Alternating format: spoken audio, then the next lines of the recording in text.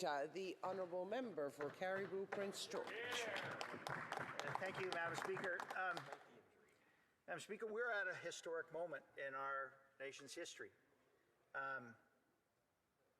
You know, the sun will come up tomorrow, and the eyes of our nation and indeed the world will be looking at how we comport ourselves over the next couple hours and how that vote goes at 8 o'clock tonight. You know, Madam Speaker, if I'm being completely truthful with you and those that are in this House, the last 2 years of my political life have been amongst the hardest in my career. And I think I speak for all of our members and colleagues that are in this House. Our nation has struggled with what is real, with what is false, being open, being closed. We become a nation divided. We've got families that are divided. We've lost friends, we've lost family members. We've got communities that are divided, torn apart in the wake of a disease that has separated us emotionally and physically from the ones that we love.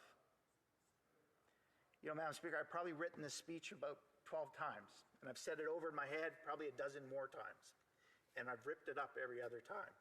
So in truth, I don't know what I'm going to say as we move forward. I struggle with how to describe what it's been like to be a leader in our community throughout these 2 years. I know my colleagues in this House and those that are watching from home, they've experienced the very same issues that I'm speaking of. I've listened to heartbreaking stories from people I've known for years.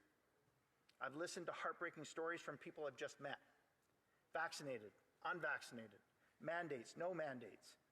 I've been inundated with calls and requests for help. People on both sides of the issue have come forward to give me their opinions. People who've lost their jobs, lost their businesses. People who simply want things to go back the way they were.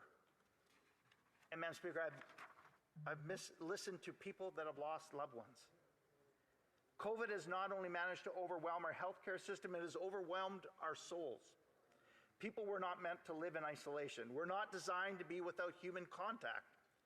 The devastation of this disease goes well beyond ICUs and long-term care, and the mental health aspects cannot be overstated. We're a nation divided, and we're a nation struggling. We're a nation on the brink because we're not made to deal with this isolation and because of a failure of leadership. You know, Madam Speaker, 2 weeks ago I received an urgent call from one of my local leaders. He's a good friend. He's been a sounding board, and he's never been afraid to tell me the truth, to give me that kick in the butt. He was almost in tears.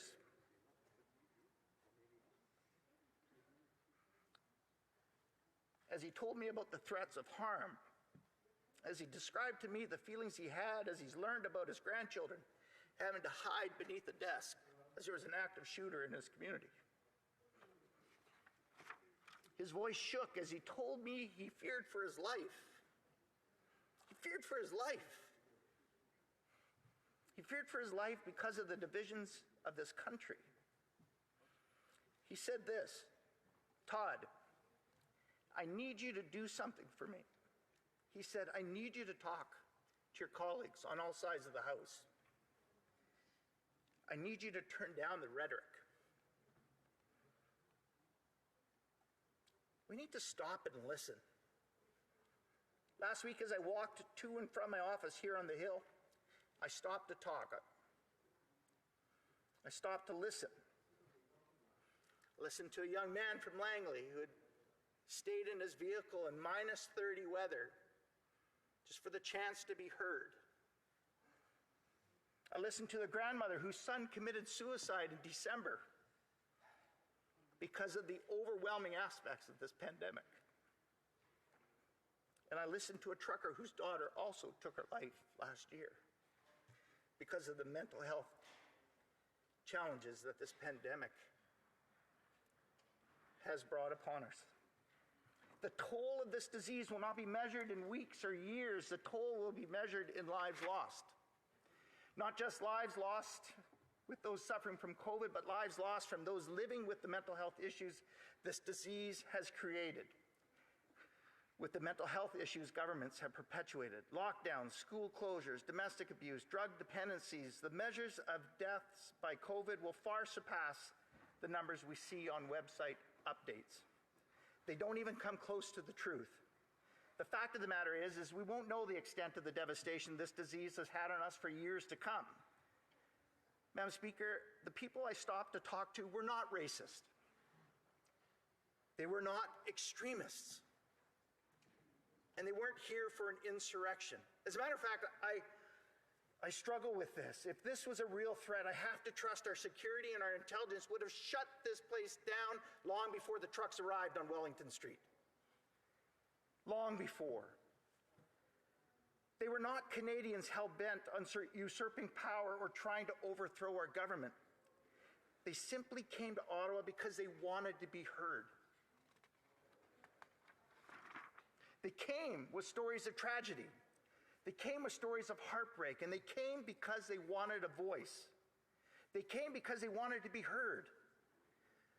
There are 338 members of Parliament in this House. We've all been elected to carry the voices of the electors, of Canadians, to this place.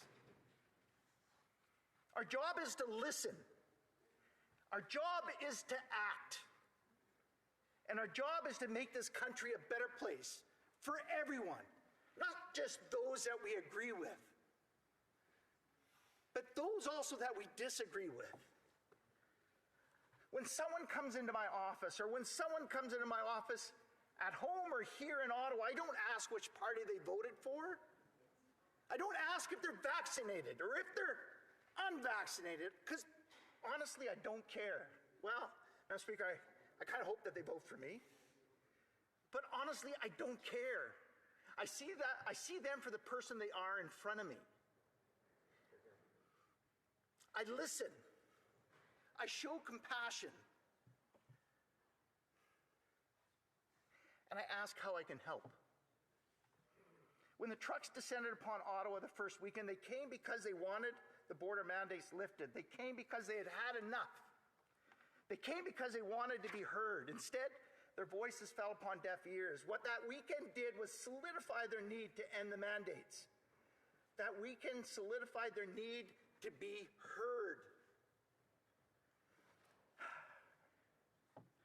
That first weekend opened up old wounds, deep wounds that haven't had a chance to heal because of the last 2 years. They opened up a floodgate of pent-up emotions that we all have experienced from one degree to another. The raw nerve of seemingly unending pandemic, 2 years of mental and emotional turmoil left unchecked. They wanted their voices to be heard, and instead they were shunned. They were called extremists. They were labeled. The question was put to others, should we even tolerate these people? They were told their views were unacceptable. They were called misogynists. They were disavowed as people with unacceptable views, and the man that should have been listening wasn't. Instead of doing his job, instead of hearing what Canadians had to say, the Prime Minister of Canada disenfranchised thousands of Canadians. He motivated thousands of Canadians to come here to have their voices heard. Arrogance, self-righteousness. It only served to inflame the situation. Leadership is being about front and center. Leadership is about doing what's right. Leadership is about listening. Leadership is about caring, not just for those who agree with you, but also for those who don't. And leadership is about tolerance. It's about dialogue. You know, Madam Speaker, a lot has been said about it. Well, it was needed. Well, I have a lot of law enforcement friends, and I asked them, was this needed? And they said, you know, the first point of ending any conflict is dialogue. It's negotiation. Don't we treat our kids to use their words? To talk and to listen and to understand each other's sides? But when it mattered most, the senior most leader in our community, in our country, he chose intolerance over listening. And that is a failure of leadership, Madam Speaker. when it mattered most, and we'll be judged on it. Questions and comments? The Honourable Parliamentary Secretary to the Minister of International Trade. Thank you very much, Madam Speaker, and I thank the member opposite for his comments. And I just want to say, returning to Ottawa today, to thank all of the law enforcement office officials from around the country, including the OPS, who've done such an incredible job in terms of what is ended outside of this very building. And I listened attentively to the member opposite, and I think we have a very different perspective on the threat, because he basically indicated that the threat was not real, the threat of insurrection was not real. I would simply point him to the fact that we have documented evidence calling for the overthrow of a government. We have instances of weapons being found from other blockaders, including at the Alberta border, and we are investigating links between that hate group called Diagolon and what is happening here. And thirdly, when the arrests were actually being effected by those brave law enforcement officials, whom I know this member supports, there was attempts made to dislodge their weapons. That, to me, is proof positive that this kind of legislation is required. Would the member agree with me and with the interim chief, Stephen Bell, saying that this legislation is exactly what was needed in order to effectuate the cleanup of the occupation that was occurring outside? Member for Caribou Prince George. No, I can only speak to the thousands of other protests that we've seen on this hill over the time of me being a member of Parliament. And I can only speak to the people that I've spoke to, the law enforcement professionals, the experts. I'm not an expert in this, but the experts that were there that said this was a ham-fisted overreach in power, one that could have been accomplished with the very same laws that we had. This is a very, very serious, invoking the Emergencies Act is a very serious step, and one that should be the last measure. What was the first, second, third, fourth measures before? We didn't see that, Madam Speaker. Yes, please. Thank you. Questions et commentaires, l'honorable député de Montcalm. Madame la Présidente, il y a comme ici là, un grave problème. Toute la journée, on a dit que le vote qui devait se prendre, ce serait préférable qu'il se prenne en fonction de la conscience de chacun des députés. Le député de Louis Hébert vient de nous dire que la loi, les décrets ne respectent pas les standards que commande la loi pour être proclamés. C'est ce qu'il vient de nous dire. Et si ce n'était pas un vote de confiance, il voterait contre, sauf qu'il ne sait pas si c'est un vote de confiance. Qu'est-ce que mon collègue pense de cette situation où le premier ministre n'a même pas encore été clair avec ses députés et n'a pas le courage de dire à ses députés si oui ou non c'est un vote de confiance? Bravo!